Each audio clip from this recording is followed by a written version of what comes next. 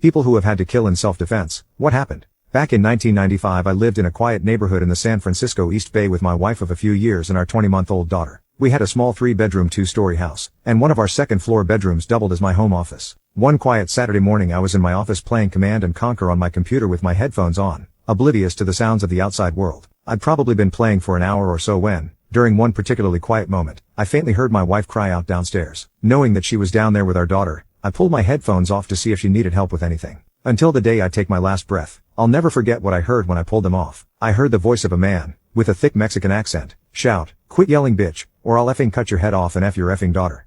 My daughter was crying hysterically. After that, it was like some switch was thrown in me and my higher brain just shut off. I wasn't making decisions. I just acted. I don't even remember pulling the .45 from the lockbox in my desk. I just remember walking down the stairs slowly, scared as hell that I was going to see my wife dead when I reached the bottom. Instead, when I reached the bottom, I saw my wife half naked, bent over the couch, bleeding from somewhere in her upper body, while being sexually abused from behind by some burly guy with a knife in his hand. He wasn't trying to sexually abuse her, he was in the middle of the deed and was probably nearing climax. I never said a word to the guy. Not while I was upstairs, not while I was coming down the stairs, and not when I walked into the room. His back was to me, so he had no idea I was even standing there. He was holding his knife in his right hand, so that was the arm I grabbed with my left when I pulled him off. He spun away from her and me with a confused look on his face, and I shot him square in the chest at nearly point-blank range before he had a chance to say a single word. His face went pale as he went onto one knee, and I fired twice more. One hit his neck, and the second missed entirely. I was told later that the first shot was the fatal one. What happened next has always been a point of shame for me. The only thought going through my head at that point was that I couldn't let my daughter watch this man die. Without even checking on my wife, I scooped my daughter up and walked out my front door. As I walked out to my driveway, I saw one of my neighbors standing there staring at my house. He'd heard the gunshots.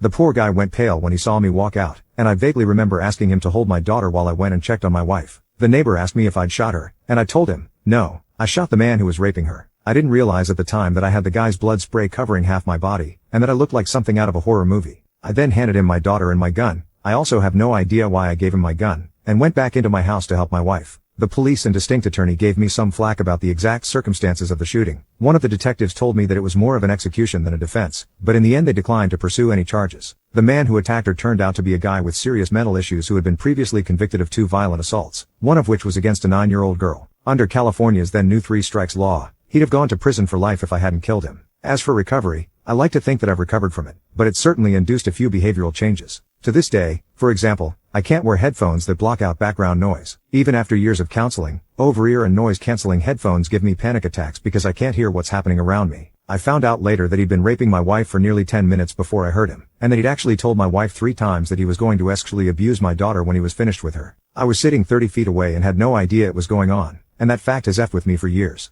My wife had a much worse time of it though. In addition to 2 stab wounds to her shoulder and upper arm, and the bruising and injuries from the forceful abuse, she ended up having a mental break and took years to really recover. For the first 6 months, she absolutely could not be in any room by herself. For more than a year, she couldn't be in a house by herself, and she never re-entered the house where this happened. For several years, she'd break out in a sweat when she heard men with deep Hispanic accents talking, because she'd hear his voice again. Even now, decades later, she starts shaking if you try to talk to her about it. She's fine in every other sense, but even discussing it freaks her out.